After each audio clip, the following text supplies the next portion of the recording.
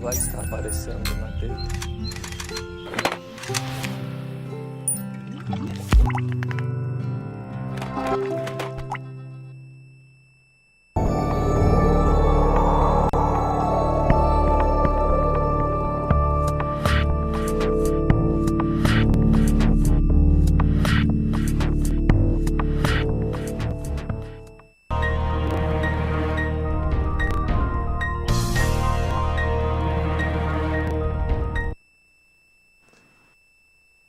Amiga, telespectadores, os radiovintes, vocês que nessa manhã estão nos acompanhando, é a Diocese em Ação, chegando até o seu lar, ao seu trabalho, onde quer que você esteja, você é nosso convidado.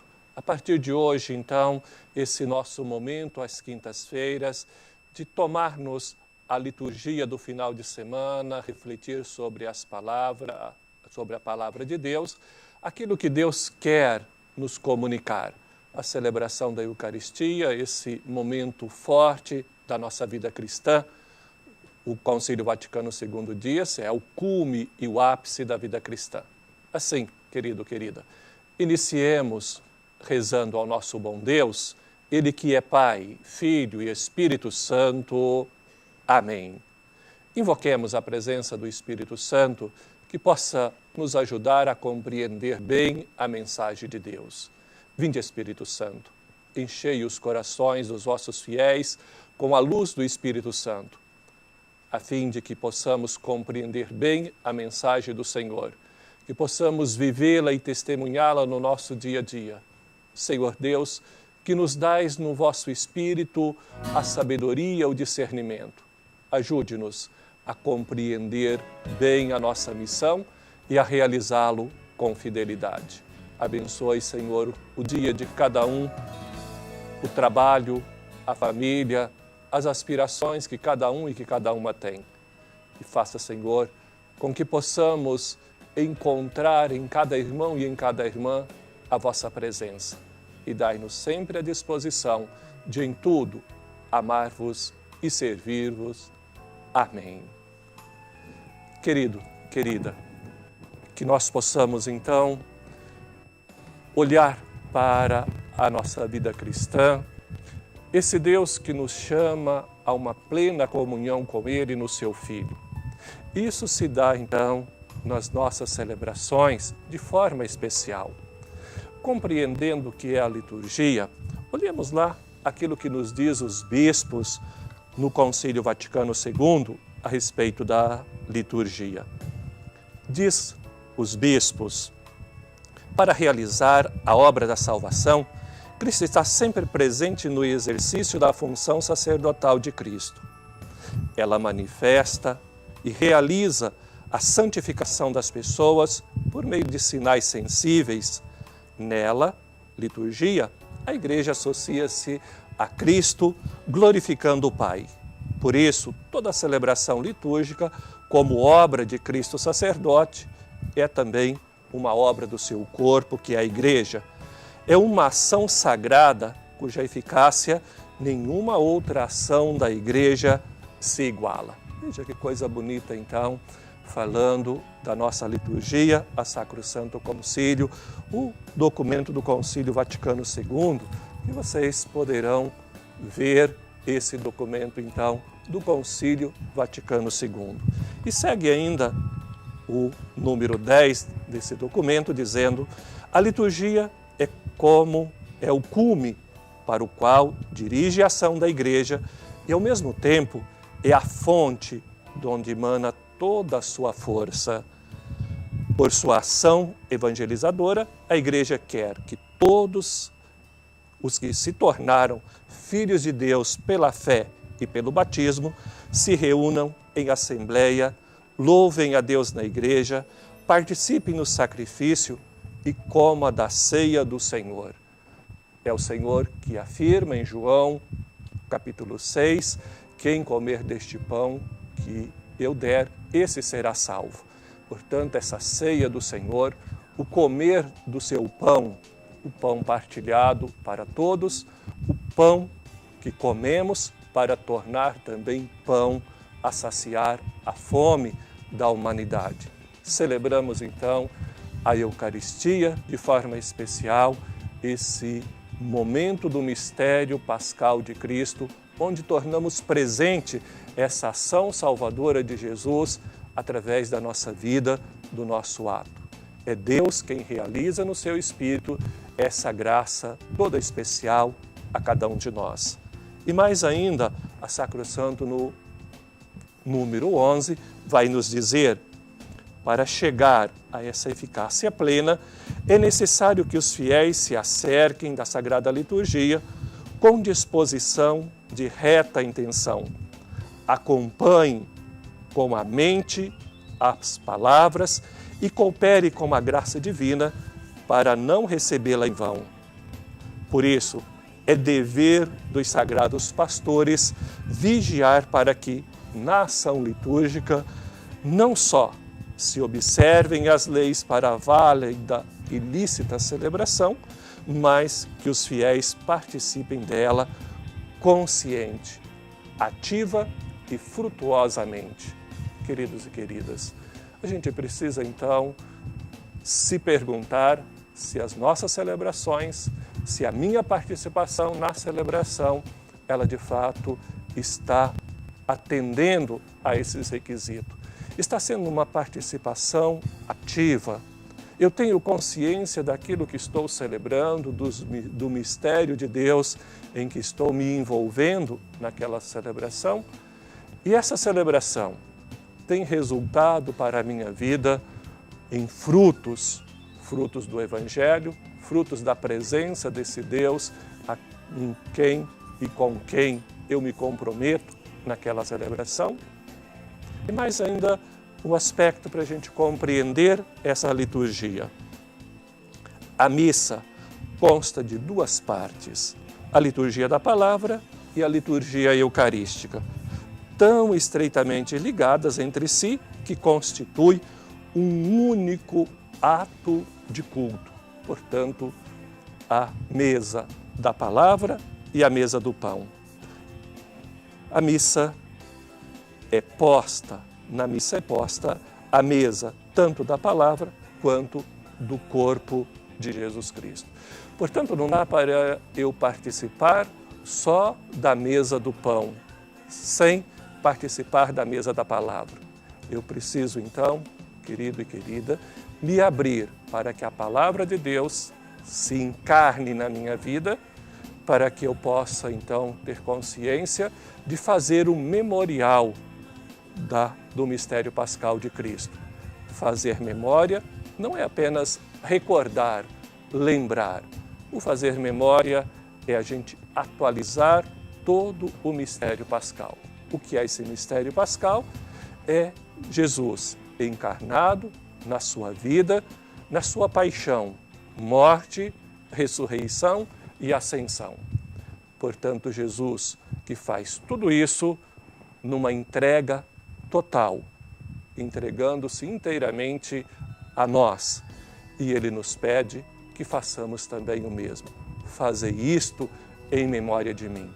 O isto que Jesus nos pede na Eucaristia é o isto que Ele está fazendo, isto é, entregando-se inteiramente para gerar vida, tornando-se pão para saciar a vida de todas as pessoas.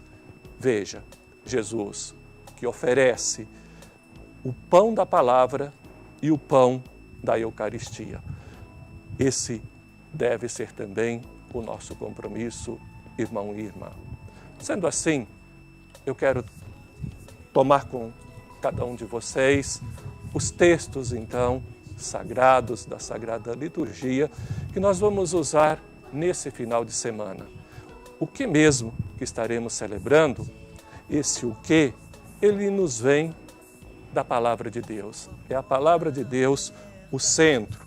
Nessa palavra, nós temos o Evangelho, onde o próprio Jesus se dirige a nós.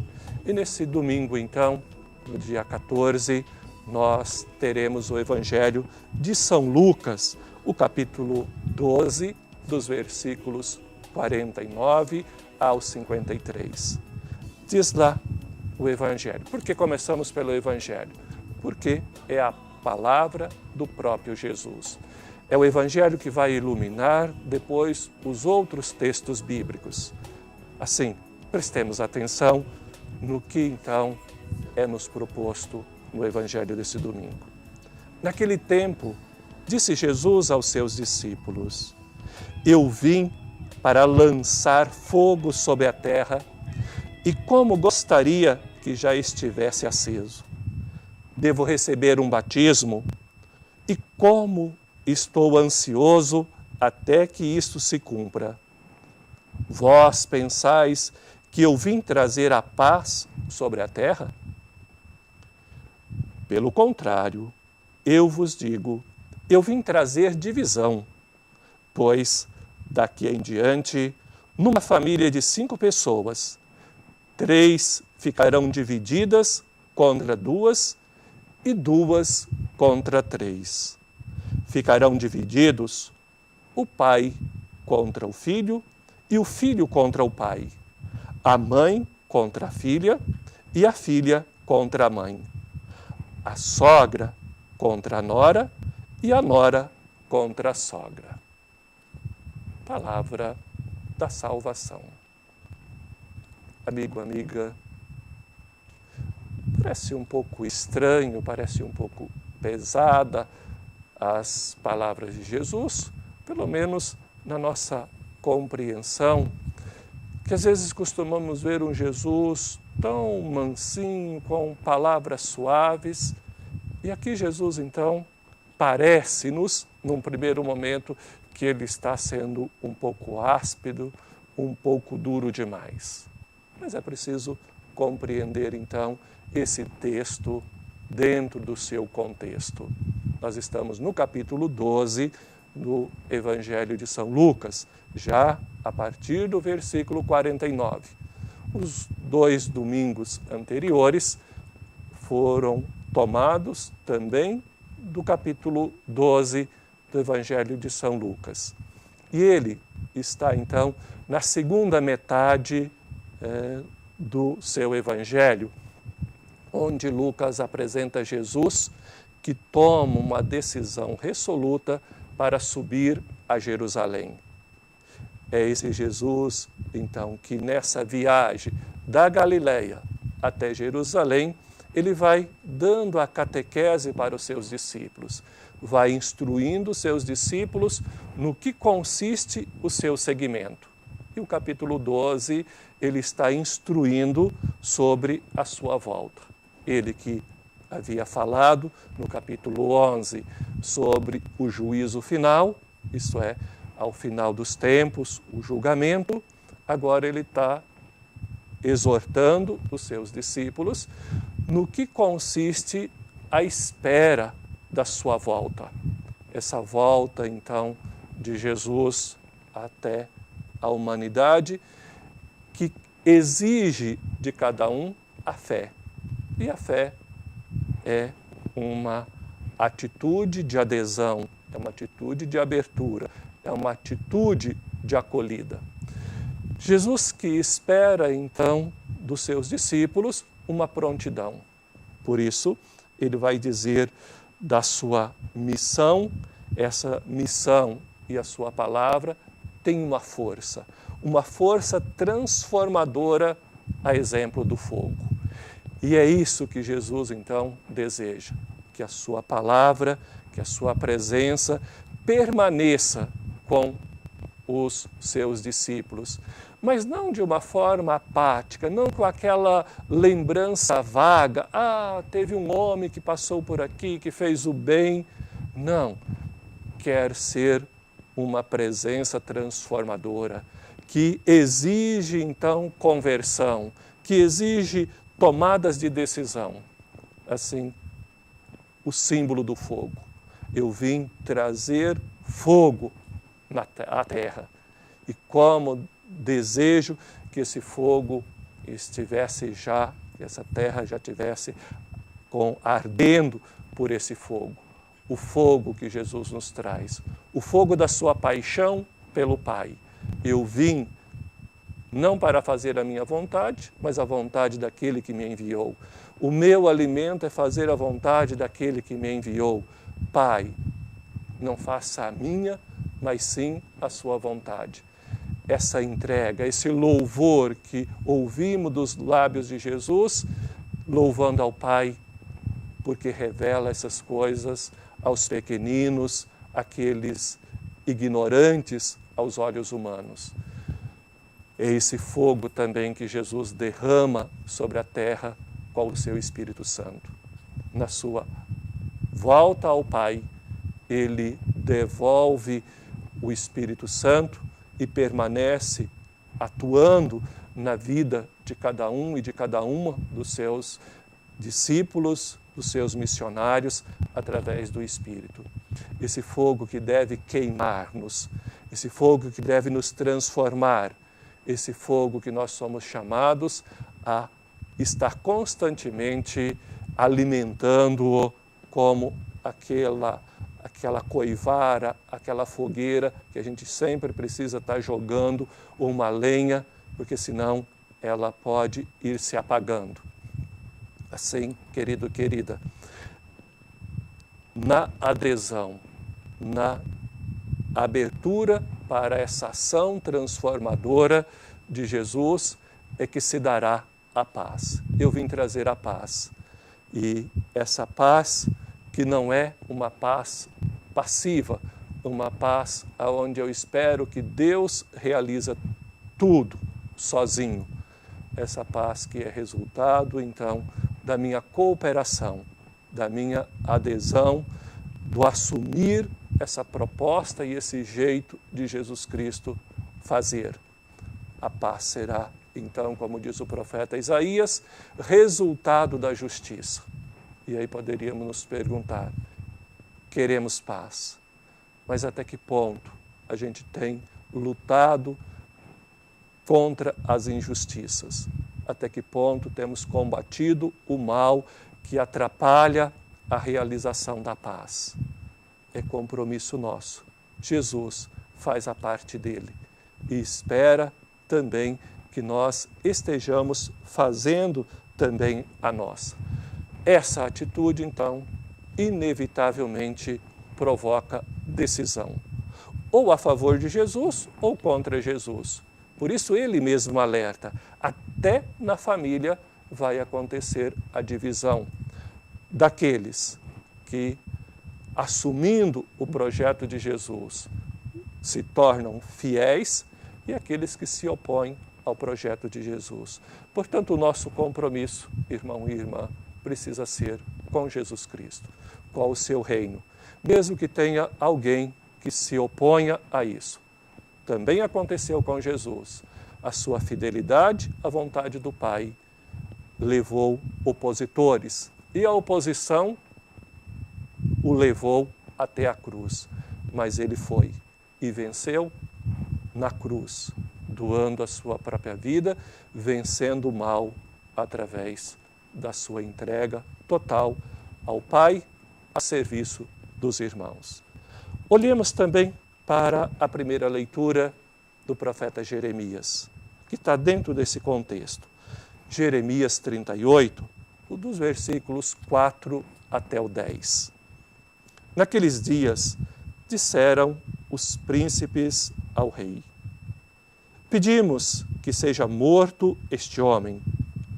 Ele anda com habilidade, lançando desânimo entre os combatentes que restaram na cidade e sobre todo o povo, dizendo semelhantes palavras. Este homem, portanto, não se propõe ao bem-estar do povo, mas sim à desgraça.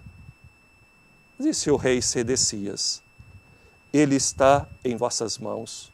O rei nada vos poderá negar.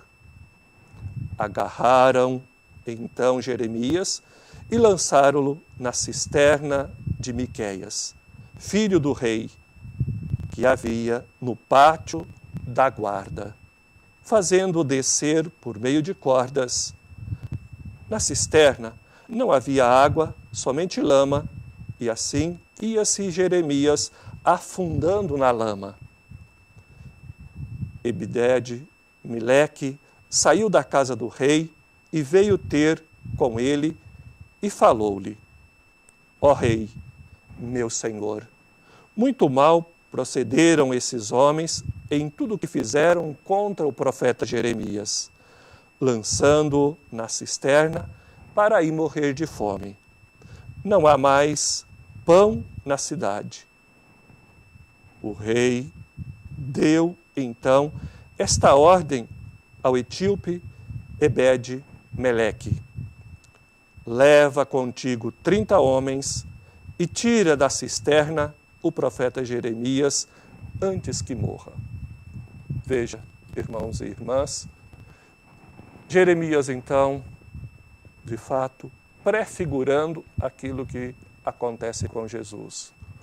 Jeremias, que profetizava, indicando as atitudes incorretas do rei Sedecias e da cúpula do seu reinado. O rei Nabucodonosor, assírio, que havia tirado o rei de Israel, Joaquim, e colocado no lugar Sedecias. Sedecias, então, depois de 10 anos que está no poder, agora começa a romper com o rei Nabucodonosor, indo então para os egípcios, contando com a força dos egípcios, sem importar, portanto, com a situação do seu povo, que era calamitosa. A corte e o rei vivem nas suas mordomias, no seu bem-estar. Jeremias está lá para denunciar isso. O reino está se afundando, mas não se converte e não muda de atitude e prossegue naquela atitude, então, que vai levar todos à ruína. Em vista da sua fidelidade à palavra de Deus, Jeremias é perseguido e quer, então, eliminá-lo. Assim, queridos e queridas, a vida de um profeta é marcado por essas contradições. Ainda hoje, nós vemos e presenciamos atitudes daqueles que querem lutar para o bem de todos, daqueles que querem lutar contra as injustiças que acontecem, é perseguido, é jogado na lama para morrer. Na lama, muitas vezes, da maledicência, na lama aonde tentam denegrir, distorcer a sua palavra, toda essa lama do mal que está no coração de cada um e de cada uma e que precisa ser queimado pelo fogo do Espírito Santo. Que precisamos, então, deixar o Espírito nos conduzir a uma verdadeira conversão. Esse mistério, então, queridos e queridas, que nós estaremos celebrando nesse final de semana. E aí a gente pode ir se perguntando, então, como vou celebrar essa chamada de atenção que a liturgia, que os textos bíblicos me propõem. Nesse domingo, nós estaremos comemorando, celebrando o Dia dos Pais e também a abertura da Semana Nacional da Família. Como esses textos bíblicos podem iluminar essa realidade? A realidade da vida familiar, a realidade desses homens que receberam de Deus a graça da paternidade. Não só gerando biologicamente filhos, mas também ajudando esses filhos a encontrar a verdade, sabendo que encontrareis a verdade e a verdade vos libertará, como afirma Jesus Cristo. Querido Pai, você que tem essa responsabilidade na vida da sua família, de ser sinal da presença desse Deus, de um Deus que ama a todos sem distinção, de um Deus que quer a vida e a vida em abundância. Esse Deus que tem o seu rosto revelado em Jesus Cristo, um rosto de amor, de misericórdia. Qual está sendo a sua atuação na vida da sua família? Como você tem despertado no seu filho esse sentimento, essa experiência do amor, da misericórdia. A gente vê ainda alguns pais que têm uma série de receios, às vezes, do diálogo com os seus filhos. Vemos pais que ficam embaraçados, confusos na hora de educar os seus filhos. Pais temerosos em, às vezes, dizer um não para o filho e esse filho se revoltar contra ele. Querido pai, Deus está contigo. Você não está sozinho. Deus te deu essa vocação, mas te deu também o Espírito Santo para que você possa desempenhá-la com toda a fidelidade. Busque o Espírito Santo. Busque inspiração em Deus para que você, de fato, consiga levar adiante a sua missão. E para as nossas famílias, a Igreja, nessa Semana Nacional da Família, coloca como tema para a nossa reflexão família e misericórdia. Nosso dom e missão. Como a gente tem vivido em família?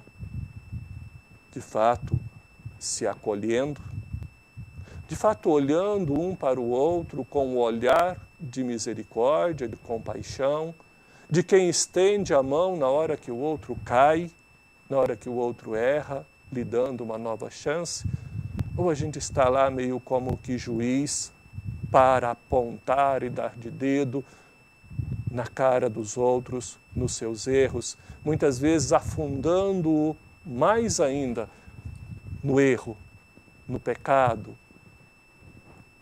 É preciso de fazermos a experiência de um Deus que ama, de um Deus que perdoa, de um Deus que acolhe, de um Deus que estende a mão para nos ajudar a seguir adiante com fidelidade.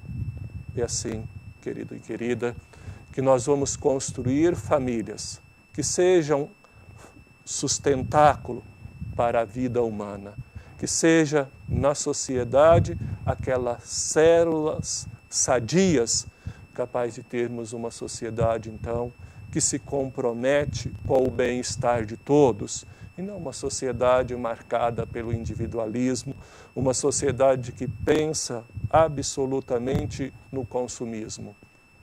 Que a gente aprenda, desde casa, a conviver com amor, com ternura, com misericórdia. E assim, no sábado, nós teremos a abertura dessa Semana da Família, aqui na cidade de Três Lagoas, as 5 paróquias, então, celebrando junto na Catedral às 19 horas. E após a missa, teremos a confraternização com todas as famílias ali no pátio da Catedral. Então, venha celebrar conosco. Depois, na quarta-feira, na Câmara Municipal, teremos uma palestra com o Padre Adriano para todas as famílias. No dia 21, a peregrinação das famílias indo até Aparecida do Taboado, no Santuário Diocesano. E você é convidado. Se inscreva na sua paróquia e participe conosco no dia 21, Aparecida do Taboado, a festa das famílias, a peregrinação das famílias. E assim vamos chegando ao final do nosso programa, agradecendo a cada um de vocês que nos acompanharam pela TVC, pela TV Cultura FM. Os nossos agradecimentos ao Leandro, do Supermercado Tomé, que nos possibilita fazer com que esse programa vá ao ar. Deus lhe pague, Leandro, e que você possa, então, passar no Supermercado do Tomé, fazer lá a sua compra. Que Deus vos guarde e proteja e vos abençoe. Pai, Filho, Espírito Santo. Amém.